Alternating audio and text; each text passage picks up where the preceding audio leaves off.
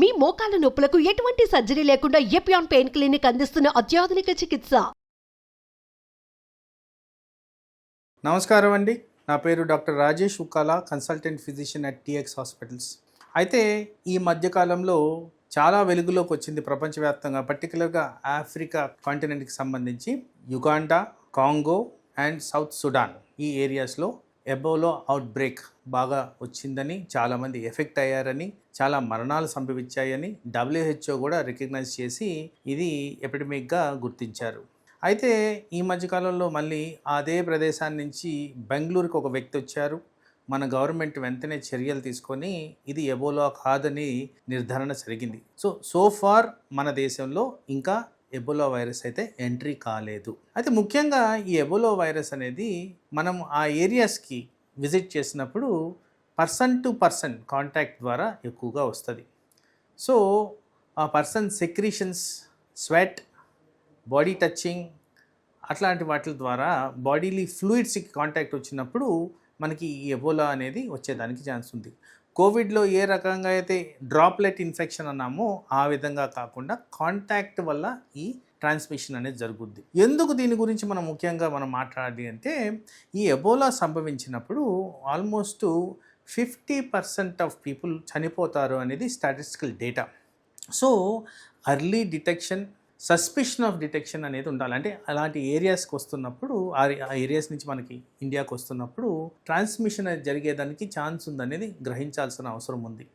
అయితే జనరల్గా any kind of viral ఇన్ఫెక్షన్స్లో ఒళ్ళు నొప్పులు, జ్వరము, ఈ నీరసంగా ఉండడం, తలనొప్పి ఇవి సహజమే. అయితే ఇక్కడ ఎబోలా వైరస్ ఎట్లా అంటే, మనకి కాంటాక్ట్ అయిన తర్వాత 2 నుంచి 21 రోజు మధ్యన ఇది మన బాడీ మీద ప్రభావం చూపించేదానికి ఛాన్స్ ఉంది. దీన్నే ఇంక్యుబేషన్ పీరియడ్ అంటారు. ఈ ప్రభావంలో అర్లీగా గ్రహిస్తే త్వరగా రికవరీ అవ్వచ్చు. తర్వాత ఇది అర్లీగా గ్రహించని పక్షంలో ఎక్కువ శాతము జీర్ణాశయాన్ని ఎఫెక్ట్ చేస్తుంది. జీర్ణాశయాన్ని ఎఫెక్ట్ చేసినప్పుడు అవయాలు ఎఫెక్ట్ అవుతాయి. ఆ కారణంగా ఇది హెమరేజిక్ ఫీవర్ కింద కన్వర్ట్ అయ్యేదానికి ఛాన్స్ ఉంది. దీని కారణంగానే మనకి మరణాలు సంభవించే ఛాన్సెస్ పెరుగుతాయి. So intensity, severity, ICU requirement అనేది ఆ స్టేజ్లో పెరిగేదానికి ఆస్కారం ఉంది. సో సస్పిషన్ ఉన్నప్పుడే ఈ పర్టికులర్ టైప్ ఆఫ్ వైరస్లో ఐసోలేషన్ అనేది ఇంపార్టెంట్. ఏదైతే కోవిడ్లో మనం నేర్చుకున్నామో శానిటైజేషన్ ప్రొసీజర్స్, హ్యాండ్ శానిటైజేషన్ కానివ్వండి, ఫేస్ మాస్క్ ధరించాల్సిన అవసరం లేదు ఇక్కడ. ఎందుకంటే అది డ్రాప్లెట్ ద్వారా స్ప్రెడ్ కాదు, కానీ కాంటాక్ట్ వల్ల స్ప్రెడ్ అవుద్ది. కాబట్టి సోషల్ డిస్టెన్సింగ్ అనేది మెయింటైన్ చేసుకోవాలి.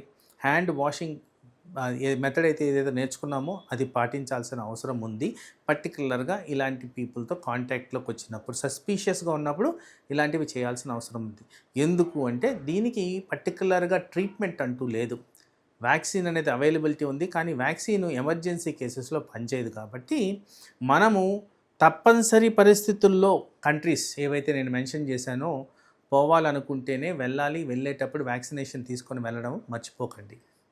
అలాగే మనము జనరల్గా హెల్త్ పరంగా ఏదన్నా హెల్త్ రిలేటెడ్ ప్రాబ్లమ్స్ ఉన్నప్పుడు ఆ ప్రాబ్లమ్స్ని సరిగ్గా ఉంచుకోవడం, అనగా మనకి డయాబెటీస్ ఉన్నప్పుడు, రక్తహీనత ఉన్నప్పుడు వీటిని ప్రాపర్గా ఉంచుకుంటే ఒకవేళ ఇన్ఫెక్షన్ వచ్చినా కానీ అది తీవ్ర రూపం దాల్చకుండా మనం నివారించుకోవచ్చు. తర్వాత ఈ పర్టికులర్ ఎబోలా వైరస్కి సిమ్టమాటిక్ ట్రీట్మెంట్ తప్ప వేరేది లేదు. కాబట్టి అర్లీ డిటెక్షన్ అనేది చాలా చాలా ఇంపార్టెంట్. అర్లీ డిటెక్షన్లో అర్లీ ట్రీట్మెంట్, అర్లీ ఐసోలేషన్ చేసిన వల్ల స్ప్రెడ్, సివియారిటీ కాకుండా మనం నివారించుకోవచ్చు. నమస్తే.